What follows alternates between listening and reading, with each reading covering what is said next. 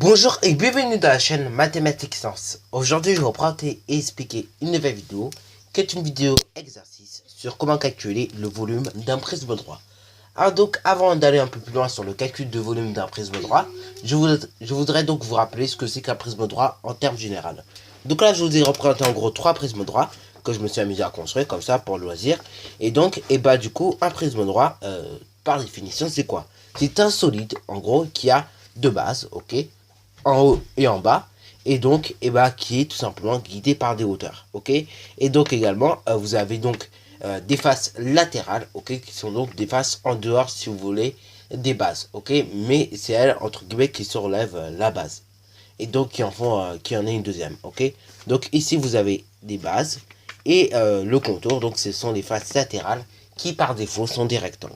Alors donc là, la base, ça peut être un triangle, comme dans ce cas là où je les ai coloriées en rose pour que vous compreniez bien, ou encore dans ce cas là où elles sont ici, ok. Mais la base peut être également un parallélogramme comme je représentais ici, ok. Après, ça peut être aussi des cas particuliers, donc par exemple le cube, comme vous connaissez très bien depuis très longtemps. Et donc là, c'est un carré la base. Et donc là, vous avez également les parallélépipèdes rectangles ou pas de droite, dont les bases sont également des rectangles. Bon, voilà, j'ai fait un peu de tour donc sur les prismes droits. Et donc, pour ceux qui se disent, ah, un cylindre c'est un prisme droit, non, c'est faux. Un cylindre est un cylindre. Ou même, je dirais même, un cylindre est un cylindre de révolution. Ok. Mais en tout cas, dans aucun cas, un cylindre n'est pas un prisme droit. Enfin bref, voilà, assez donc blablaté sur les prismes droits, et donc c'est parti donc pour la vidéo. Alors donc là, comme on vient de le dire, je voudrais donc vous parler prisme droit. Donc en gros, on va calculer le volume d'un prisme droit. Donc là, avant donc de faire quoi que ce soit ça, au niveau des unités, des conversions, etc., il faut déjà, en premier temps, rappeler la formule, ok. Avant donc de rappeler la formule, en fait, il faudra donc effectuer des conversions et vérifier que tout soit dans la bonne unité. Donc là, je grossis la figure que j'ai dessinée. Et donc là, qu'est-ce qu'on constate? Millimètres, décimètres et centimètres. Mais vraiment, tout est décidé pour nous embêter ici, hein.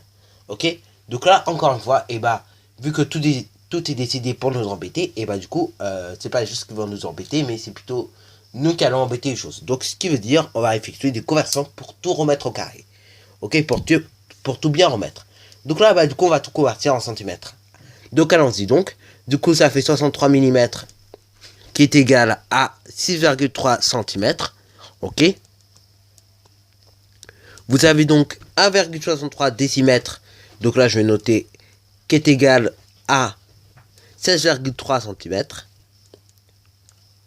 Et vous avez encore une autre mesure qui est la suivante. C'est 6 cm qui est égal du coup à 6 cm. Ok. Donc là, on peut noter également 6 cm est égal à 6 cm. Bon, voilà, en gros. En gros, voilà, nous avons tout ça à main, donc nous avons tous les outils, les conversions qui sont utiles et donc qui vont nous servir, ok. Bon, alors là, pour ceux qui oublieraient les choses, je vais seulement surligner en jaune, tout simplement les chiffres, ok, ou les nombres qui sont tout simplement écrits en centimètres. Je ne vais pas surligner les chiffres qui sont en décimètres ou millimètres, parce que ça ne servirait quasiment à rien, mais néanmoins, je surligne tout ce qui est en centimètres, ok, pour bien faire comprendre qu'il faut tout mettre dans la bonne unité et donc effectuer les calculs avec les chiffres dans la bonne unité, ok.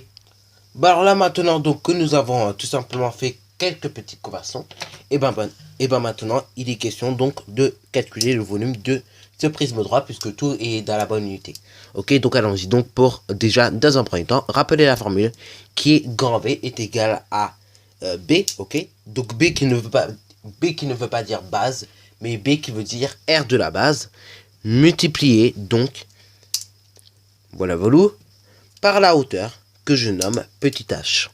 Ok, donc là le B, comme vous pouvez le voir, c'est pas la base comme on pourrait le constater, c'est l'aire de la base. Ok, donc là je vais noter dans un petit coin pour ceux qui auraient oublié. Donc c'est l'aire de la base.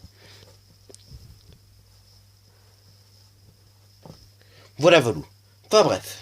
Maintenant donc que nous avons notre formule, ok, dans un deuxième temps, on va remplacer toutes les valeurs, enfin toutes les lettres en tout cas, par des valeurs que l'on connaît. Donc là, est-ce que je connais directement l'aire de la base? Non, je ne la connais pas directement. Mais par contre, en revanche, je peux quand même calculer l'aire d'une base, ok. Donc les bases c'est quoi sur ma perspective, c'est en gros les deux triangles que tu vois ici, ok. Donc là je vais les assurer au crayon à papier, enfin au crayon noir ou au crayon à papier, ok. Et donc en gros c'est ces triangles là que tu vois, ok, qui sont donc les bases. Voilà, voilà. Donc ça s'appelle des bases, ce que je suis en train d'assurer. Voilà, en gros. Donc voilà, voilà, ceci donc ça s'appelle des bases. Et donc du coup, on n'a pas l'horaire directement. Mais par contre, on peut effectuer justement un calcul d'air. Donc là, en l'occurrence, on est dans le cas du triangle. Et le cas du triangle, pour calculer son aire justement, il faut faire donc base fois hauteur divisé par 2. Ok, donc déjà, on peut noter base fois hauteur. Mais là, pour éviter de surcharger en termes de formule, on va tout simplement mettre directement le calcul que l'on fait. Pour connaître l'aire de la base, ok. Donc l'aire de la base, ce sera base fois hauteur divisé par 2. Est-ce que donc je connais directement une base, ok, la longueur d'une base? Et oui, je connais la longueur d'une base, elle fait même, et c'est même indiqué, 6,3 cm, ok. 6,3 cm, mais que je multiplie par une hauteur qui fait 6 cm. Donc là, je multiplie par 6, et je divise le tout par 2. Ok, et après je multiplierai ce résultat par la hauteur qui m'est indiquée sur la figure, à savoir donc 16,3 cm. Voilà, voilà. Et ensuite, une fois que j'aurai fait ce calcul, donc là nous allons le faire, on peut indiquer grand V et donc là remplacer par des valeurs plus chiffrées que l'on connaît et plus simples à comprendre. Donc là, c'est parti donc pour faire le calcul. Donc du coup, quand on effectue ce petit calcul, 6,3 multiplié par 6 divisé par 2, on obtient 18,9. Donc là, on va indiquer directement la réponse, maintenant que nous avons fait le calcul. Donc là, tu pouvais également mettre la vidéo en pause pour le faire. Et donc là, ce 18,9, on va le multiplier à 16,3, ok, qui est du coup la hauteur. Et donc là, quand on effectue ce petit calcul, on obtient donc 308,07. Donc là, on peut mettre à nouveau grand V est égal 308,07. Et donc là, on peut indiquer par une petite phrase. Donc le volume de ce prisme droit est de 308,07. Allons-y donc pour le faire. Donc là, nous avons écrit la phrase suivante. Une phrase suivante qui est très bien en termes de français. C'est youpi, il y a une phrase. Enfin, il y a un sujet, il y a un verbe, il y a un complément. C'est super cool. Mais en termes mathématiques, elle est fausse cette phrase. Puisqu'il nous manque un petit truc. Il nous manque une unité. Donc là, est-ce que c'est des centimètres? Est-ce que c'est des décimètres? Est-ce que c'est des millimètres? Ou est-ce que ça sera une unité de volume? Et là, vu que c'est un volume qu'on calcule, et à l'arrivée, donc on doit obtenir une unité de volume. On a utilisé les unités de longueur pour exprimer tout simplement des longueurs. Mais à l'arrivée, vu que tu veux calculer un volume, au bout d'un moment, il va falloir donc que tu exprimes cela par une unité de volume. Donc là, du coup, ça sera centimètre cube. Ok? Ça peut être également millimètre cube ou décimètre cube. Ok? Bon, voilà, sur ce sujet à la fin de cette vidéo. Alors, si tu as bien aimé, n'hésite surtout pas à liker, à commenter et bonne réussite à toi en mathématiques et en sciences. Et donc, je te rappelle, mercredi prochain, donc mercredi 20 à 17 h, correction donc de cette épreuve de mathématiques à 17 h donc. Sur ce, donc, c'est déjà la fin de cette vidéo.